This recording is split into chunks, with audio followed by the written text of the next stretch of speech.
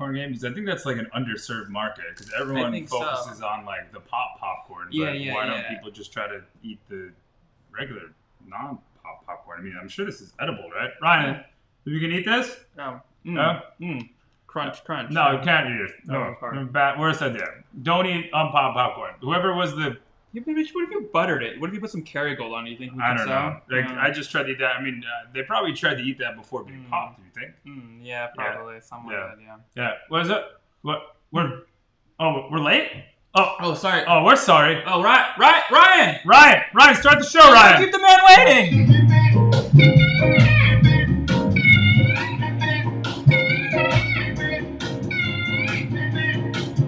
Bang, bang!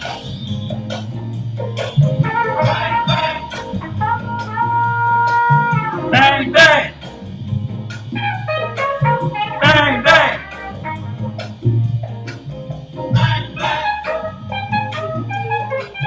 Bang, bang! One more, Ryan! Ooh. Bang, bang!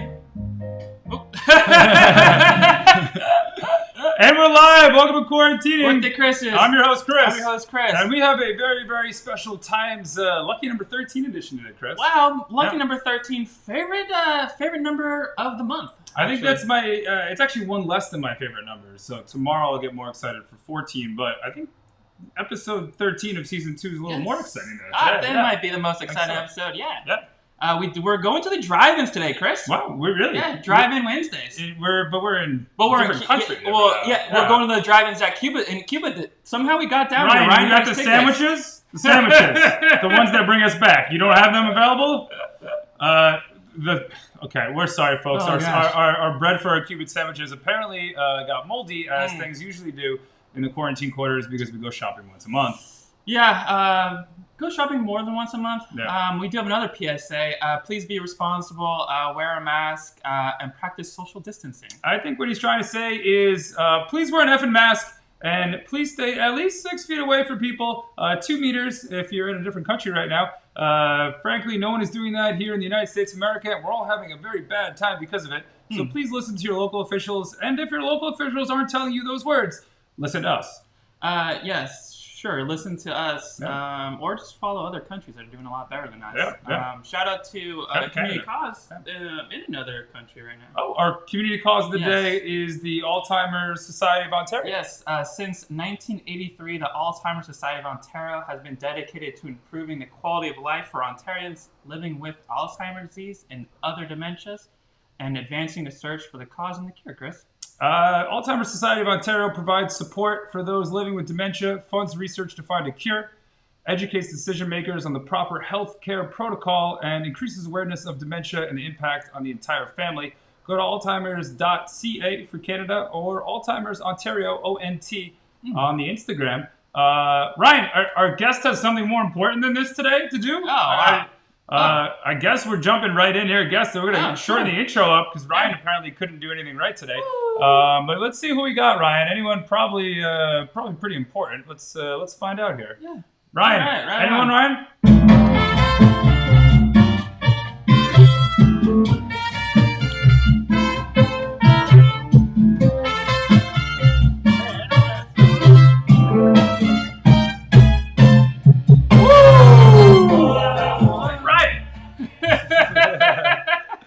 How's it going, Sergio?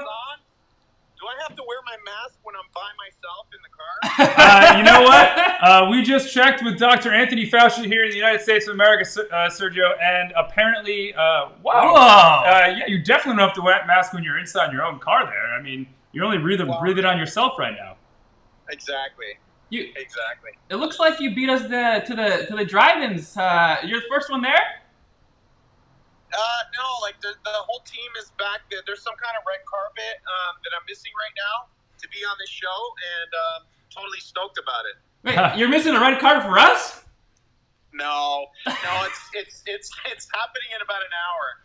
So I got here early so I could show you the big screen and anyway, the overpriced popcorn and all the old posters that have been here since 1945. Right on. That's amazing. And you're all the way in our neighbors to the north, Canada. Is that right? Yes, sir. And we say a lot, and we pretend that we're friendly, but we're not really friendly. Yes, we've heard that. We're on live with Sergio Navarretta, all the way in the Toronto area, the director of the new movie, The Cuban. I'll read a little excerpt here that Ryan threw up on the screen. When a naive pre-med student named Mina, played by Anna Golja, gets her first job in a nursing home, an unexpected friendship with Luis, an elderly Cuban musician played by Academy Award winner Luis Gossett Jr., reignites her love of music and changes her life forever. Now, Sergio, you're the director of this movie. It's going to be played tonight at a drive-in theater. Are you used to now honking for clapping? Now, instead of clapping, do you just hear honks everywhere and you just think like everyone's cheering for you? Yeah, I mean, instead of being aggressively, instead of giving me the finger and honking, they honk because they appreciate something I do. So it's kind of cool. And it's turned that whole thing upside down. Like now, when people are excited, they honk. That's pretty cool. Yeah. So when people start honking at you on the freeway, just hypothetically, because they probably don't, but if they're honking at you for driving responsibly, do you feel welcomed and loved at that time too? I do. It's turned it all around. It's like just changed the whole meaning of the honk phenomenon. It's I'm really digging it. Right on. And I, the drive-in, it's like things that were old at one time are now new again. And, it's a return to the table, a return to our family values, and return to the drive-in. That's amazing. And we got our hand on, our intern Ryan got his hand on, it looked like a bootleg copy of The Cuban, and we're sorry, it said Snap on the bottom. We're not sure if that was allowed or not. But we actually just previewed. Oh, Ryan. I know, right? We just previewed your movie, The Cuban. It really shows the power of music, love, and connection. Could you talk about the movie and your ride to get to where you are right now? Pun intended. Yeah. So I mean, the movie is very personal. It's a passion project. It's a testament to the power of the imagination. How music, especially during this pandemic, has just lifted our spirits so much. Really, it forces us to re-examine our relationship with our elders, which is on our mind a lot nowadays, I think. And but I wanted to do it in a fun way, not in a morose, depressing way, because we get enough of that on American news channels. That's right. So I wanted to do something fun and uplifting, and Cuban music is fun and brings out the most embarrassing moments out of all of us, especially after drinking Cuban rum. Oh, yeah, that sounds wonderful. I mean, I for some reason our bootleg copy of the movie didn't come with Cuban rum, but I think that'd be a great tie-in. I think so. So where are you guys? Like in, it looks like, I don't know, Ischia or someplace in Italy or something. We're actually in Cuba, and by Cuba, it means every ambient YouTube search rendered just not really appropriate things that we could have put on the screen. So this says Spanish-style town, so we thought it looked the closest like Cuba. Right, and there's no, like, dogs or people back there, which is kind of cool. Yeah, it's basically the COVID-19 version of Cuba where everyone's supposed to stay inside. Yeah.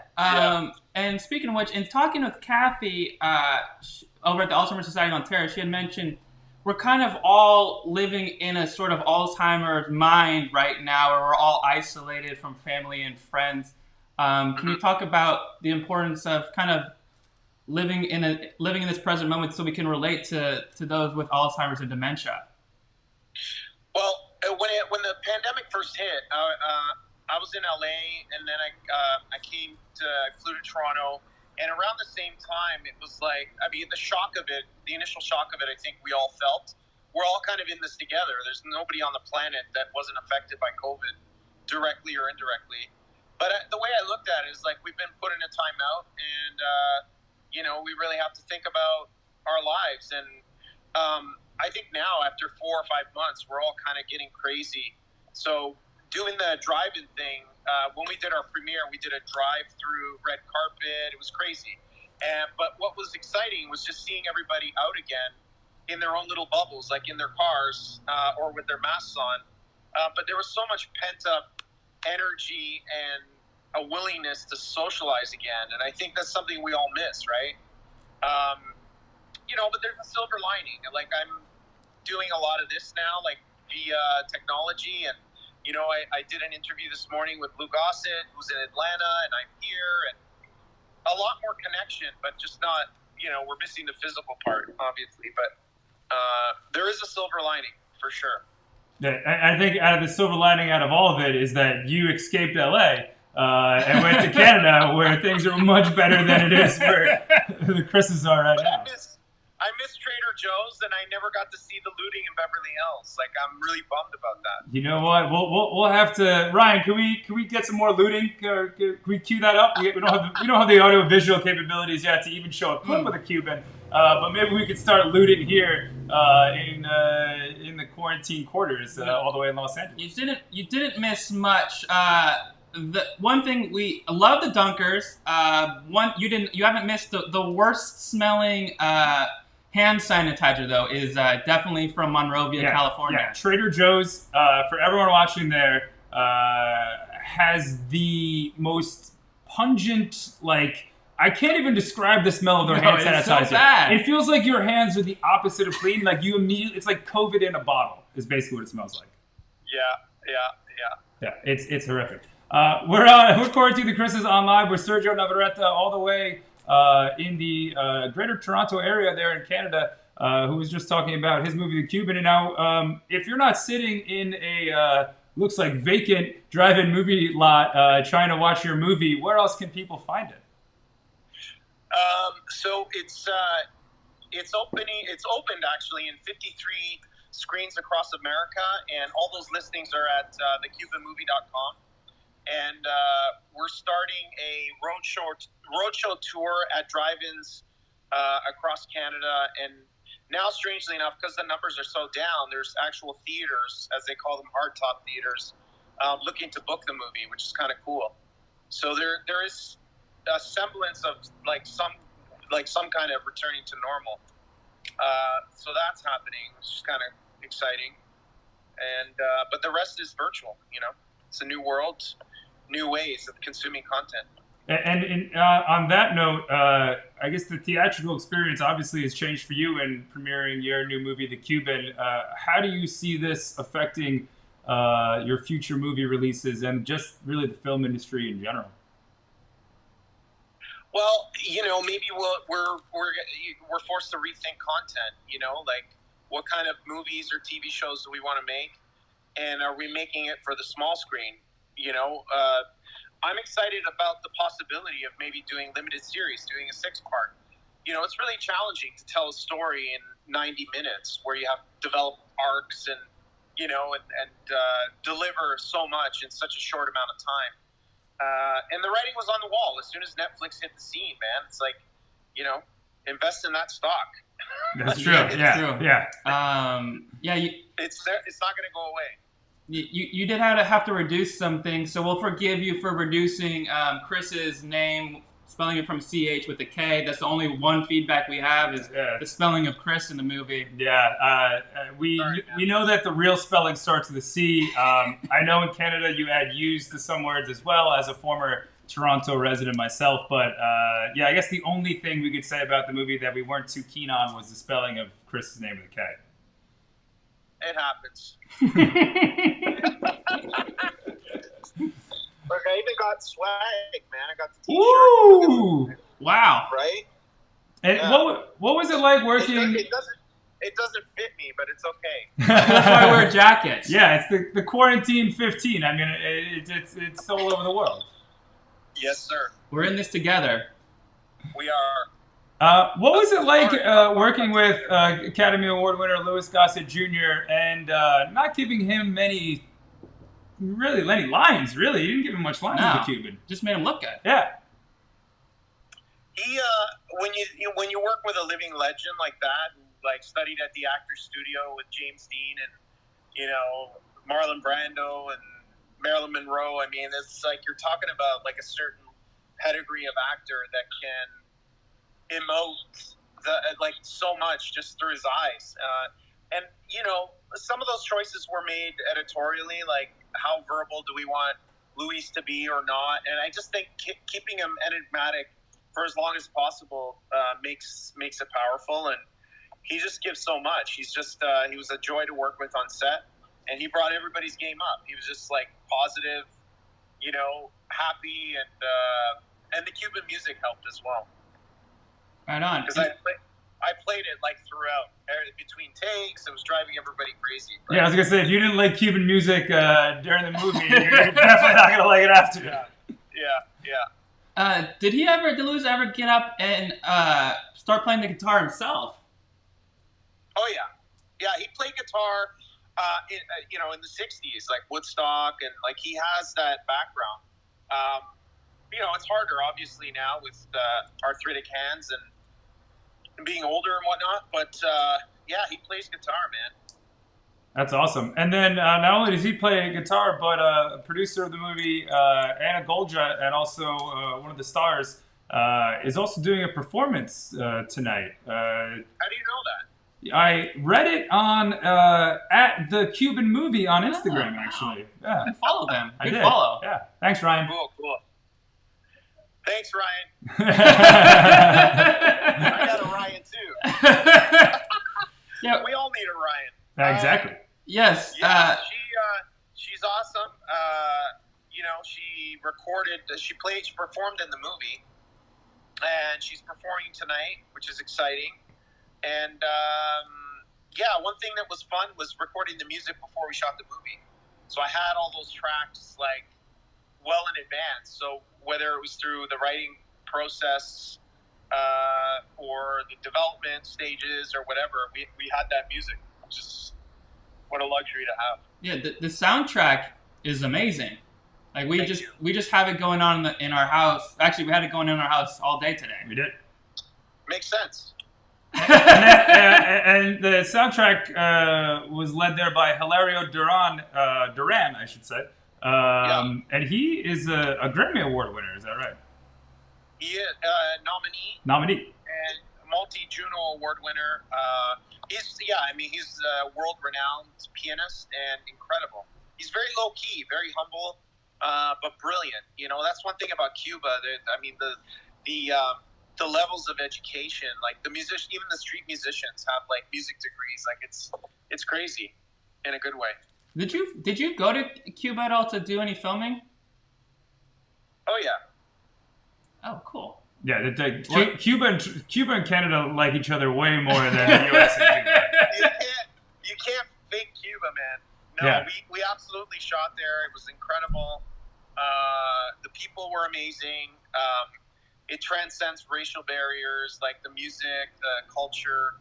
Yeah, you don't feel the tension that you feel in the United States or even in Canada. They don't have those issues. They have other issues, but there's just like a harmonious kind of vibe that is infectious in so many ways. Like when you're there, you just want to stay there forever and live like Hemingway lived. Yeah, that'd be amazing. That would be amazing. Yeah, the closest I got to living like Hemingway did was, I think it's on, I want to say King Street in Toronto. There's a Cuban cigar place where they hand roll Cuban tobacco. Yeah, I know that place. Yeah, that's one of my favorite places, and the closest I've ever gotten to Cuba, aside from watching the movie the Cuban, directed by you, Sergio Navarretta. Yes, sir. And we had touched upon our community cause all week, the Alzheimer Society of Ontario, and talking with the director, Kathy Barrick there.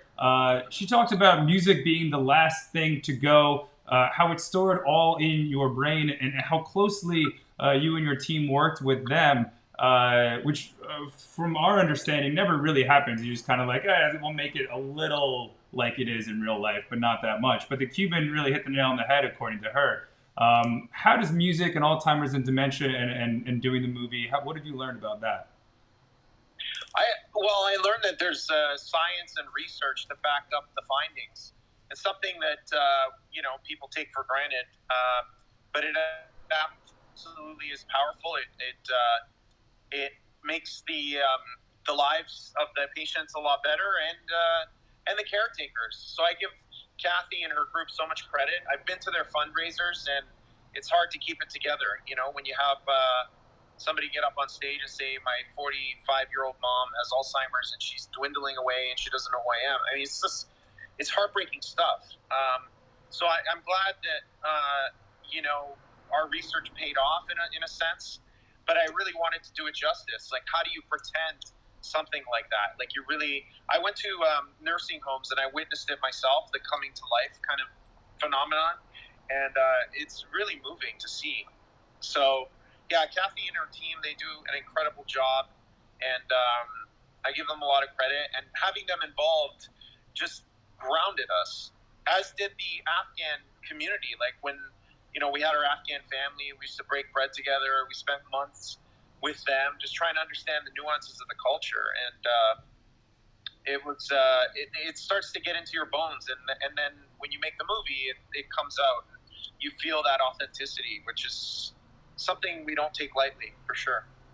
Yeah, it was powerful in the movie The Cuban of how many cultures and not even just cultures, but also different age ranges and how everyone really connected as one, which is actually really a symbol of what's going on now in society. I know that the movie's been shot over the past 2-3 years, but is really indicative of what's going on in the world. Indeed. And it's one thing that we're most proud of. It's like one of the advantages of being Canadian or growing up in Toronto is just being exposed to so many cultures. So we come by it honestly, and it's authentic, and sorry, my iPhone, my Apple product sucks. The battery... can we tag them on that? The battery doesn't last more than an hour. It's a brand new phone. Anyway. Really? Yeah, we will tag Apple and let them know that we know that every time they're about to come out with a new phone or operating system upgrade, which I know they're actually doing, they just like to tank your battery, so you have to get a new one, and just the cycle repeats itself. So, yeah. It happens. It happens. But so I mean, living in a multicultural city like Toronto, like I grew up with Jamaicans and Indians and Chinese and people from all over the world. My friend was from Africa, my other friend was from Poland, and they were all new immigrants. So I was able to learn a lot about various cultures and food. And it was fun dating when I was dating because you get to meet and experience a lot of different cultures that way as well. How do you feel about Americans going up there and trying to date all your women? I hate that, man. I hate that. It's just not right. Well, anyways. That and our clean water and sharing COVID. It's not cool, man. Keep those borders closed. The funniest thing is that America and our leader, whose hair looks like this bandana, was trying to keep people out of America, and now only a few years later, we're not allowed to go into any of those places. So it's just reverse. Like you just.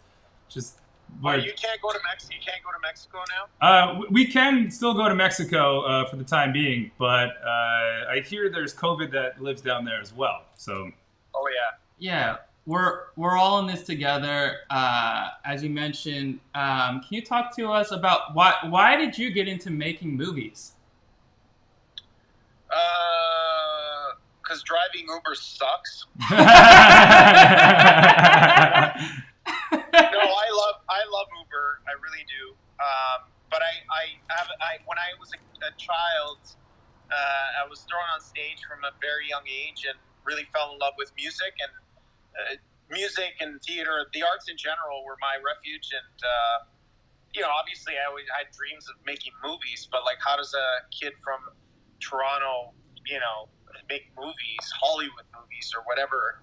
I didn't understand that. There was no way to parlay like my desire, my passions into some kind of career. It wasn't like we had mentors or we have some film schools, but, yeah, it wasn't until I met James Cameron and a few other people and a few serendipitous experiences that led me to where we are today. Wow. It's surreal. I mean, it's just crazy how life works, and you realize as you get older that we think we're in control, but we're really not. You know, it's like the universe works in strange ways, and thoughts are things. And as Einstein said, the imagination is the preview to life's coming attractions. So here we are, watching the Cuban at a drive-in. There you go. Yeah, who would have thought?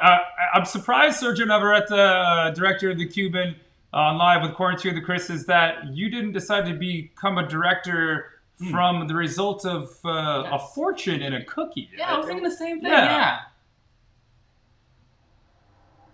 No, I never got that. I got some cool numbers that I tried at the lottery and the casino. It didn't work out. It didn't work out. But no, man, no fortune cookie. We heard well, Ryan told us you got into making movies because you wanted to get into the popcorn game, selling popcorn. Oh, yeah. We've learned about this.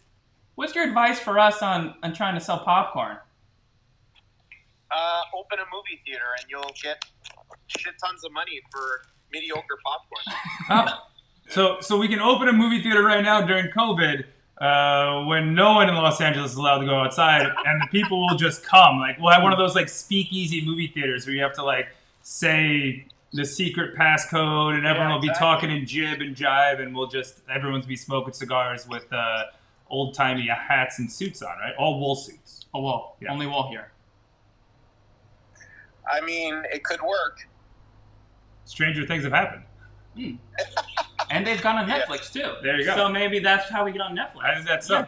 Sergio, we won't keep you too much longer. As you know, you have a premiere to go to. But is there anything you'd like to tell the audience today about the Cuban and why they should all go watch it right now? It's a fun movie. It's timely. We all need to have an uplifting experience. It would mean the world to me, my mom, and it's like I've been blessed, and the fact that we're in a pandemic and releasing a movie in America is just unthinkable, and yet it's happening. So I want to thank my team, my producing partners, and everybody involved in this movie. It took a village. It really did. There was like 200 people, I think, by the end that were involved in the making of this movie. And, I got my dream cast. That never happens. And I got to make the movie that I wanted to make. So if critics don't like it, they can eat some overpriced popcorn.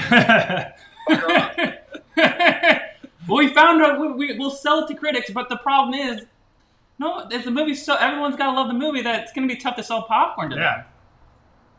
It's true. It's true. Well, Sergio Navarretta, director of the Cuban, thank you for joining QWTChrises all the way in Los Angeles today. Enjoy all of your success with the movie The Cuban, and we'll be honking for you all the way over here. Thanks, Sergio. Chris and Ryan. Ryan, you got a shout out. Ryan, you got a shout out. No, Ryan, put that down. You're not allowed to eat yet. I love you, Ryan. Thanks, Sergio. Thanks again, Sergio. Appreciate it, man. Guys. Thank you so much. Thanks for the support, man. Yeah, appreciate it. Be safe. Wear your mask. There you go. Thank you. I got mine right here. I'm about to put it on. 2 meters away. That's it, baby. All right. All right. Thank you, Thanks Sergio. again, Sergio. Thanks, everyone. Thank you. See ya. Bye-bye. Bye. Bye. Oh, that was so nice. That was Sergio Navarretta at Sergio Navarretta on Instagram, or at The Cuban Movie, the director of the new movie The Cuban, starring basically everyone. Academy Award winner Louis Gossett Jr., Anna Golja, who basically had to stalk Louis Gossett Jr. in order to get him into the film, which obviously worked out quite well. Yeah, it worked out quite well for them. I mean, Sergio really strung at my heart when he said that would mean the world to his mom, because that means our show means the world to our mom. Right, so exactly. That really got us right there. Yeah, our mom said that not only are we the hottest Instagram, now YouTube, Twitch, Periscope, and Facebook Live show, on the internet, that we can continue to keep doing this show until it's safe to go outside when they tell us, because we can't listen to any other leader except for our moms. Well, I've been listening to my mom since probably about 22, but before that, like between 12 and 22, I took some time off from listening to her. Probably when I probably should be listening to her the most. Probably, yeah. What was the time when were you on time out from listening to your mom? I think I am time out right now, as my mom is waving to me in the comments. She probably has me time out right now, and is probably telling me to clean behind my ears, I think. Is that what your mom tells you? I think so. My mom tells me to clean behind other orifices. Oh, okay. Yeah. We've heard that, and we could talk about that. We haven't had a good Maryism recently, actually. Actually, it's been a while since I spoke to her. She did mention something, but she told me not to say it on air. Okay, so what is it? I forget. That's why I said it. Okay, great. But I remember what she said. Yeah.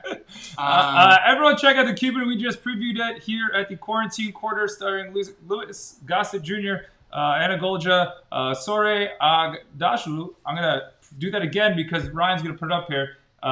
Sore Agdashlu. She was great in 24. Love her voice, by the way. Yeah. She was amazing in the movie. She was great in the movie. Yeah. Lauren Holly, too. Yeah. Yeah.